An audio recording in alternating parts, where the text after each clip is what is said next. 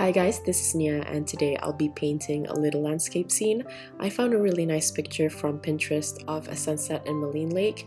I've never been there before, but it looks like such a pretty landscape, so I decided to paint my take on it.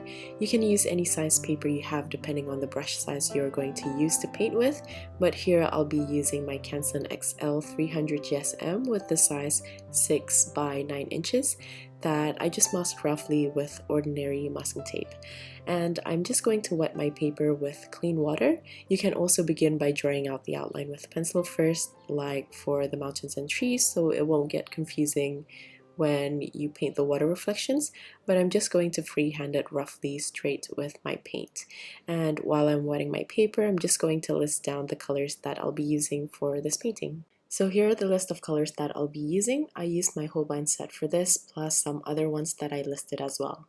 So once the paper is completely dampened but not puddling, I'm going to start applying my paint. The first color that I'm going to use is a mixture of ultramarine violet with a touch of gray, and I'm using a fairly thick consistency because the paper itself already has quite a significant amount of water to dilute it.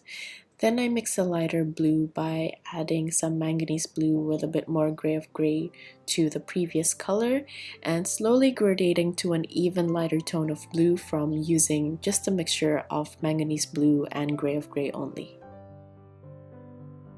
My desk is actually tilted towards me, which is why the paint runs down really easily. So if you're having problems with this, you can also pick up the paper and tilt it towards you to assist the paint to travel slightly. So moving on, I'm going to create a pinkish purple color, and I did this by adding some quin rose to the previous light blue color, and then after that I'm going to follow up with cadmium orange and then lemon yellow. So all we're doing at this point is taking advantage at the fact that the paper is damp and is able to blend the colors naturally. And at this point, I just want the colors to come down to around midpoint of the paper, and I'm careful for it to not travel too far because we now want to do the same thing at the bottom part using the same colors to act as reflection on the water. And to do this, I just flipped over the paper because I wanted to also run down slightly, just like the top part of the painting. This is why your paper needs to be nice and damp, so it stays wet for quite a while and is able to take the paint during that time. A tip is to not get the paper puddling wet, but the water that's on the paper is completely soaked in, so the paper is glossy and damp, and this way the paint will be able to better distribute itself. If your paper is puddling, it means that you either have too much water and you can take off the excess using tissue, or it might be that the paper has not absorbed the water yet. When the water is puddling, the paint will travel faster and more erratically, so just be mindful of that. In the middle, I want the yellow to be very light, so where the yellow traveled too far down, I just used tissue to pick up the excess paint so the yellow is no longer overly saturated. Even though I've placed a fairly thick consistency of paint, because the paper itself was quite wet, it has diluted down the colors slightly, so I'm just going to build up the colors while it's still a bit wet when I can see the colors starting to dull down. As you can see where the paper was starting to dry off, the paint doesn't travel as far, and so it also created a bit of streakiness, so just be mindful of that. But for that part, I don't mind too much because I'm going to mostly paint over it with some of the mountains. And once I've placed all of the colors, I'm just going to use my hair dryer so the base color of the sky is completely dry. This is important because I want the mountains to have clean lines, and if the paper is even slightly wet, the lines will blur out and the lines won't be nice and sharp. So once my paper is completely dry, I'm going to start painting the mountains, and for this I'm going to create a purplish blue color by mixing the colors ultramarine violet, manganese blue, quin rose, and gray together. And here I just set it aside and took some cobalt green also to draw out a line, just to give myself an indication of where the mountains should end. Then I took the purple mixture again, and this time I just outlined a shape of a mountain that I just randomly drew on the top left, and then coloring the top using the same purple, but as I go down I added a bit of the cobalt green to the purple to create a two-toned color for the mountain, And while the paint is still wet, I also took a bit of the extra ultramarine violet and placed it on the top part of the mountain and let it naturally blend so the top has a bit more saturation as well as a slightly darker value. And I'm just going to repeat this on the right hand side. I want to create the shape of the mountain to come down to the middle, but the shape itself can be any random jagged edges, so it doesn't have to look exactly the same. I'm going to wait for these larger mountains to slightly dry off. You can also use a hairdryer for this, but once it's dry, I'm going to continue to paint the mountain in the background. And for this, I'm going to use the cobalt green color with a little bit of manganese blue, and I switched to a smaller brush so I can get sharper edges. And again, I first drew out the outline with my brush before painting it, and for this mountains at the back, I used the same blue-green color to paint the top, and then I blended the rest down by just using clean water.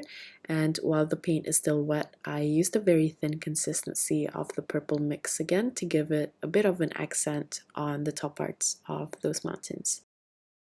And once I'm done, I'm just going to repeat this in mirror image as best as I can for the water reflection. So I just do this by flipping my paper and trying to follow the lines as best as I can. But it doesn't really have to be exact because your eyes will adjust, so there's no need to get stressed over it. Like I mentioned, if this is a bit confusing to visualize, you can also draw it out with pencil first. This is also why I don't paint all at once, so it's a bit easier to follow each of the elements for the reflection.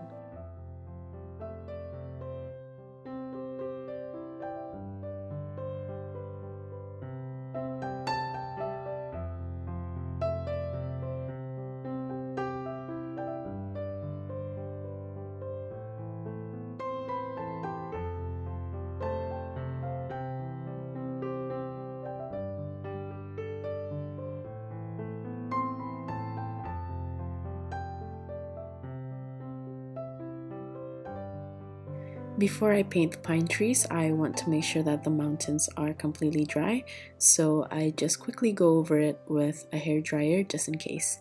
Then I'm going to mix in a few colors to create a dark green, and I want to use a mixture of cobalt green, hooker's green, and ivory black together, and I'm keeping it in a thick consistency.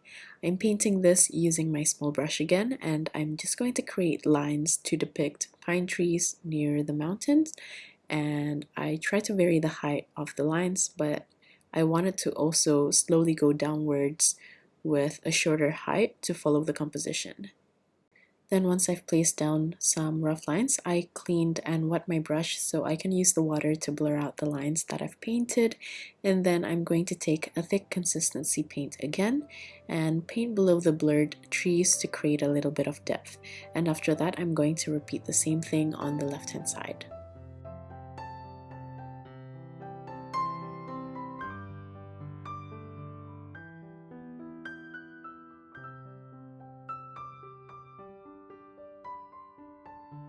After I'm done with painting both sides, I added a mixture of burnt umber and ivory black to some of the green which I took from the top part of the palette. Then I used a thick consistency to place at the bottom of the pine trees to further add depth and also to separate it from the surface of the water.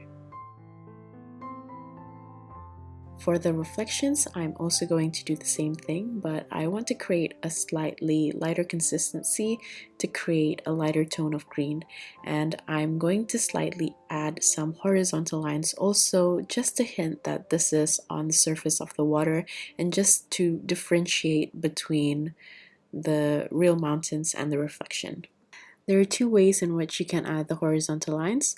I firstly like to use a clean damp brush to take off some of the paint horizontally, and then using what I picked up on my brush, I am going to use the excess paint to add horizontal lines near the reflection of the trees.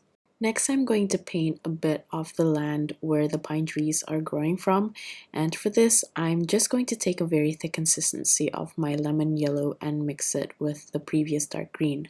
The lemon yellow in my Holbein palette has a little bit of white in it, so it's more on the opaque side, which is why I'm able to paint on top of the darker pine trees. Also because I only used a medium to light consistency for the reflection. But if your lemon yellow is more on the transparent side, you can also add a bit of white to the lemon yellow. If you want to make sure it's super opaque, you can also add a bit of white gouache to the lemon yellow before adding it to the previous green mix. I also added the dark brown color from the burnt umber and ivory black to add to the bottom of the green land, and this will separate it from the water so it doesn't look like it's floating. Then once it's done, I also added small pine trees using the same color at the center, but I'm only going to paint very short ones so it doesn't distract from the focal point that I'm going to be painting next. The next element that I'm going to be painting is the large pine trees at the center of the composition, which is the focal point. And for this, I'm going to use the same dark green mix as before, but I added some ultramarine deep as well as a bit more ivory black to create a darker tone, so it looks separate from the pine trees in the background. For these pine trees, I like to start by drawing one line for the trunk, then I just add on the leaves on both sides. I'm not really going to bother too much with the branches as these trees have a lot of leaves, so some of the branches are not going to be visible from afar. And for the leaves, I just do little curved flicks on either side, making a sharp tip at the top and getting slightly wider at the bottom. For this, I like to draw the trees one at a time and then creating the reflection one by one. This makes it much easier to track each tree so the height can be adjusted a bit more and it won't be difficult to copy the reflection this way. Again, like the background trees, I'm going to use a thinner consistency so the reflection is slightly lighter in color, but this time I'm not going to worry about the horizontal lines just yet. Instead, I'm just going to leave that until I finish painting the pine trees and the reflection. I like to vary the size and also height of the trees. You don't have to copy the reference image completely, but I like to take the overall composition and simplify it to just the main elements. I couldn't actually find the exact link to my reference, but I found something quite close in terms of composition and color, so I'll just link it in the description box. It's not exactly the same as I've changed the colors and also added new elements to the composition, but it might still be good use for some of you, so I'll just leave it there. I also have a more detailed pine tree tutorial, so if you're having trouble with painting the pine trees with the specific brush strokes, you can go to the tutorial, which I'll link at the end as well as in the description box.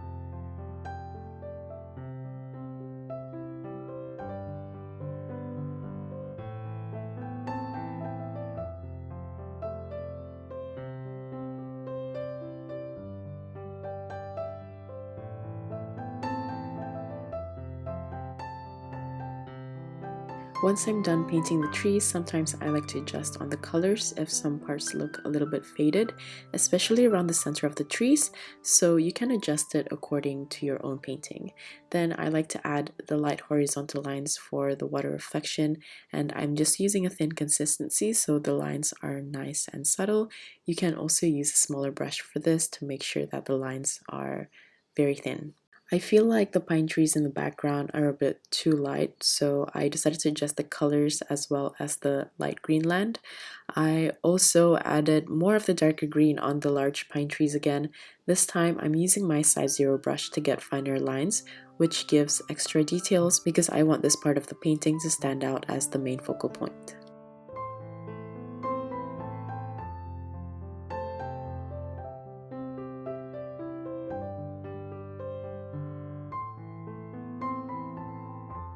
To the dark green color, I added more burnt umber as well as ultramarine deep and ivory black, and I'm going to use a very thick consistency to paint some foliage on the foreground as dark silhouettes. For these silhouettes, I just like to paint long grasses as well as some wildflowers, but you can create anything you would like. You can even look up for inspiration on Google and find ideas of what to put in the foreground. I just did some random shapes and thin branches and things like that. I also painted some thin grasses on the water surface, but for this I used my size 0 brush because I want it to be very fine, and I also added the water reflection of those thin grass as well.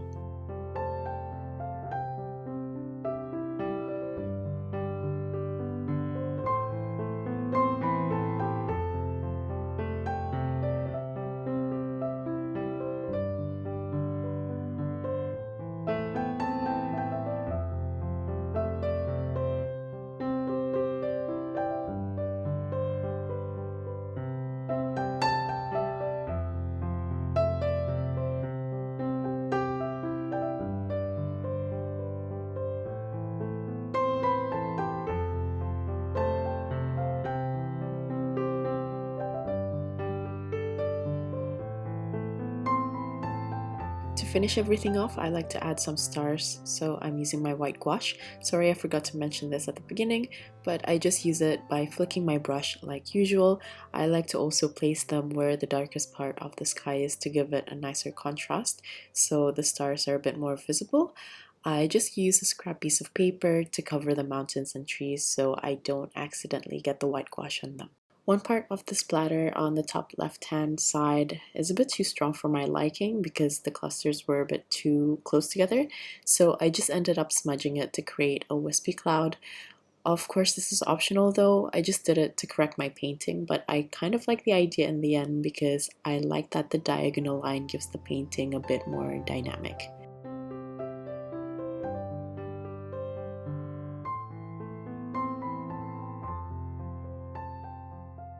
For the reflection, because I've painted the dark silhouette already, I want to minimize the splatters just so it doesn't disrupt the silhouette, and I also added some white dots manually one by one so I can avoid the silhouettes as well.